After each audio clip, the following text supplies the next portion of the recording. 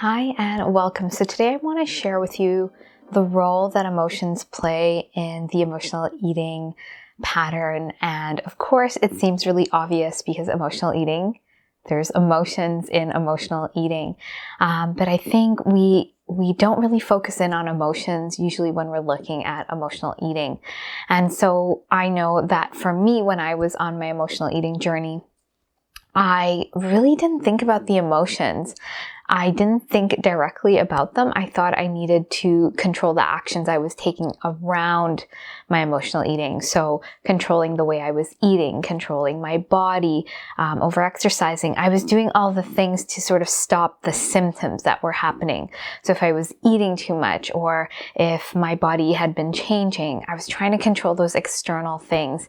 And I didn't really think much about emotional eating. I didn't connect it even though I had an awareness that I was emotionally eating. I was eating this way when I was, not feeling my best.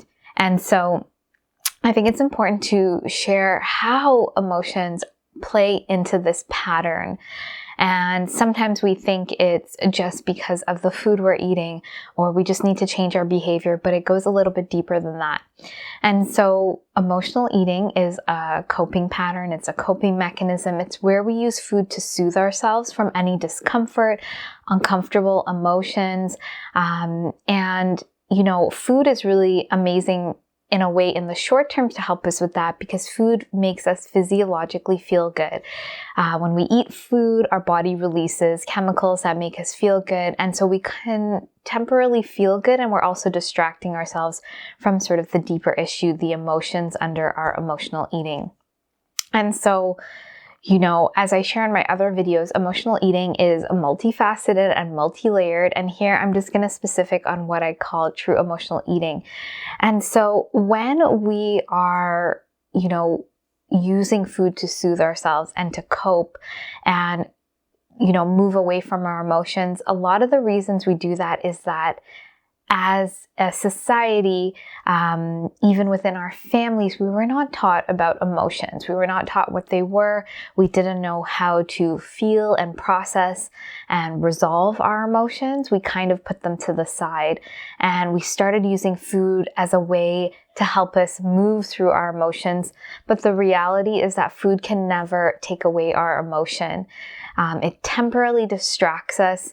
And so when we create this pattern from a very young age of using food to soothe ourselves, the human mind loves patterns and will automatically associate, if we're not feeling good, with food. And so we automatically jump into that pattern.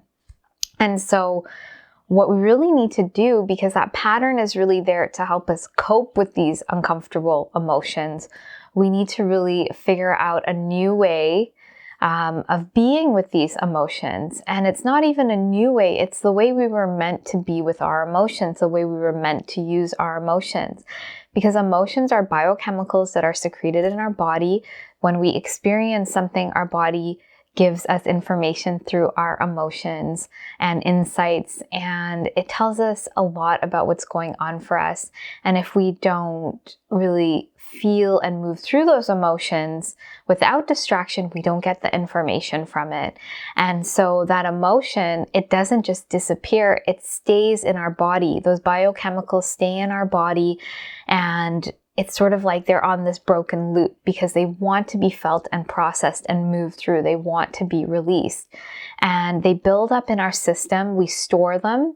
And so any unprocessed emotion is a type of trauma in the body. And it doesn't have to be, when we experience trauma, it doesn't have to be the big traumas. It could just be that we didn't feel resolved after a situation. So something might have shocked us or confused us. And if we weren't able to really be with those sensations and move through that, they stay in our body and they get re-triggered over time. And that is where, when we're re-triggered, we go into food to cope and to feel better. And that is how emotional eating really intertwines with our emotions. And so, in order to really move through our emotions, we need to get into this pattern. We need to actually learn how to feel safe with emotions, feel safe in our body with these emotions, because when they're traumas, they get stored in the body on a somatic level.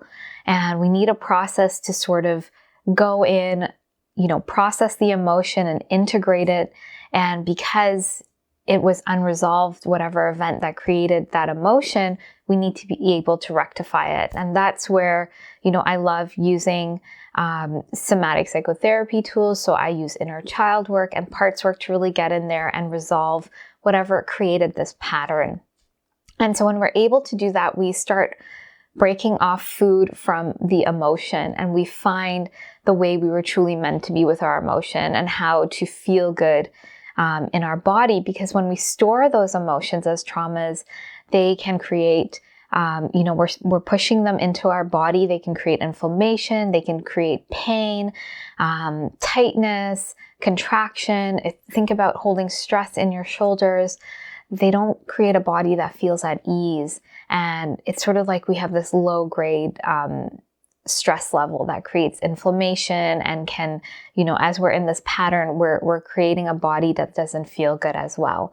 And so when we do work on the emotions, we start clearing this out at a body level. So the body does start feeling good and at ease. And so this is just such an important thing to understand. And we need to go deeper than just the mind. A lot of conventional therapy is just in the mind, but when we have trauma, it is stored in the body. So we need modalities that use the mind to go into the body. This is not just always in the body, and we're integrating all parts of our brain. So our feeling brain, our sensation brain, and our cognitive brain, where we have 3 parts to our brain. So we're integrating all of those to fully resolve whatever event happened.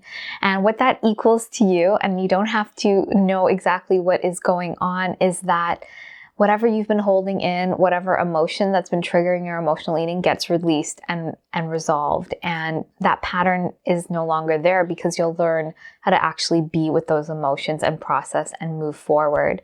And so this is something that I teach and guide clients through the experience of moving through this process.